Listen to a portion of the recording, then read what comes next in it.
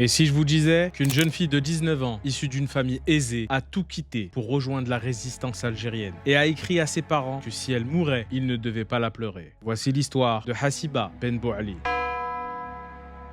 Hassiba Ben Bouali naît le 18 janvier 1938 à Chlef, d'un père médecin et d'une mère militante dans l'âme. C'est une jeune fille brillante, curieuse, qui fait ses études au lycée Pasteur à Alger et suit des cours de musique en parallèle. Tout lui sourit. C'est par le biais du scoutisme qu'elle effectue de grandes randonnées à travers le pays et découvre les conditions déplorables de vie de la paysannerie algérienne. L'étalage de l'injustice la révolte profondément. À 16 ans, elle adhère à l'Union générale des étudiants musulmans algériens. Premier pas d'un engagement qui ne s'arrêtera plus. Elle milite avec sa mère, soigne les blessés dans une clinique secrète et prend conscience que sa place n'est pas dans les amphithéâtres, mais dans le combat pour son peuple. À la fin de l'année 1956, elle intègre l'un des réseaux de résistance d'Alger. Son groupe est chargé de missions périlleuses au cœur d'une ville quadrillée par l'armée française. Elle n'a pas encore 19 ans. Un mandat d'arrêt est lancé contre elle en décembre 1956. Elle est condamnée à mort par contumace. Contrainte de quitter sa famille, elle se réfugie dans la Casbah, soigne les blessés, sensibilise les femmes à la cause algérienne. Le 15 septembre 1957, soit 23 jours avant sa mort, elle écrit une dernière lettre à ses parents. Elle leur dit qu'elle a décidé de rejoindre le maquis pour servir comme infirmière ou combattre les armes à la main si nécessaire. Et elle conclut avec ces mots: « Si je meurs, vous ne devez pas me pleurer. Je serai morte heureuse,